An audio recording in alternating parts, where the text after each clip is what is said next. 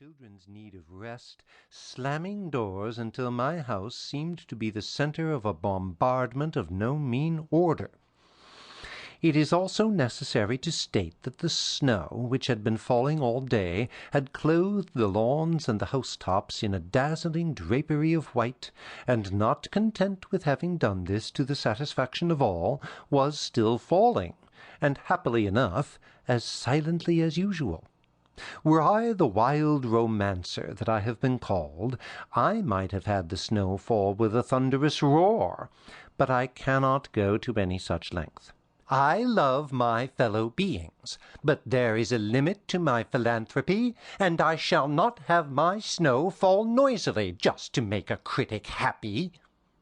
I might do it to save his life, for I should hate to have a man die for the want of what I could give him with a stroke of my pen, and without any special effort, but until that emergency arises I shall not yield a jot in the manner of the falling of my snow. Occasionally a belated homecomer would pass by my house, the sleigh bells strung about the ample proportions of his steed jingling loud above the roaring of the winds. My family had retired, and I sat alone in the glow of the blazing log, a very satisfactory gas affair, on the hearth. The flashing jet flames cast the usual grotesque shadows about the room, and my mind had thereby been reduced to that sensitive state which had hitherto betokened the coming of a visitor from other realms, a fact which I greatly regretted, for I was in no mood to be haunted. My first impulse, when I recognized the oncoming of that mental state which is evidenced by the goosing of one's flesh, if I may be allowed the expression, was to turn out the fire and go to bed.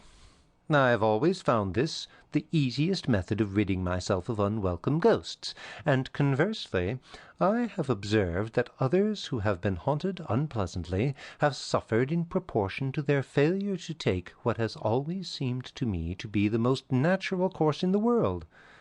to hide their heads beneath the bed-covering. Brutus, when Caesar's ghost appeared beside his couch before the battle of Philippi,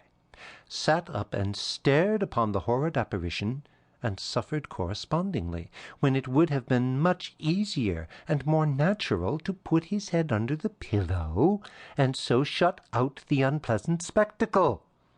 That is the course I have invariably pursued, and it has never failed me. The most luminous ghost man ever saw is utterly powerless to shine through a comfortably stuffed pillow or the usual Christmas-time quota of woolen blankets.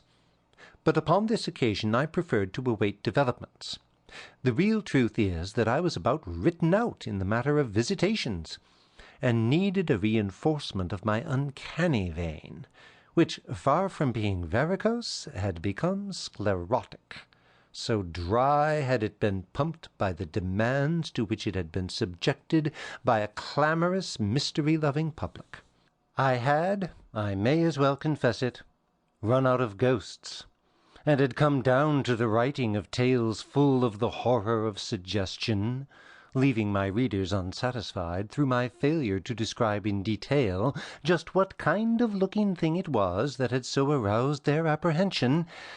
and one editor had gone so far as to reject my last ghost story because I had worked him up to a fearful pitch of excitement and then left him there without any reasonable way out. I was face to face with a condition which, briefly, was that hereafter that desirable market was closed to the products of my pen, unless my contributions were accompanied by a diagram which should make my mysteries so plain that a little child could understand how it all came to pass. Hence it was that instead of following my own convenience and taking refuge in my spectre-proof couch, I stayed where I was. I had not long to wait. The dial in my fuel meter below stairs had hardly had time to register the consumption of 3,000 feet of gas before the faint sound of a bell reached my straining ears, which, by the way, is an expression I profoundly hate, but must introduce because the public demands it in a ghost story without straining ears having therefore no chance of acceptance by a discriminating editor. I started from my chair and listened intently, but the ringing had stopped, and I settled back to the delights of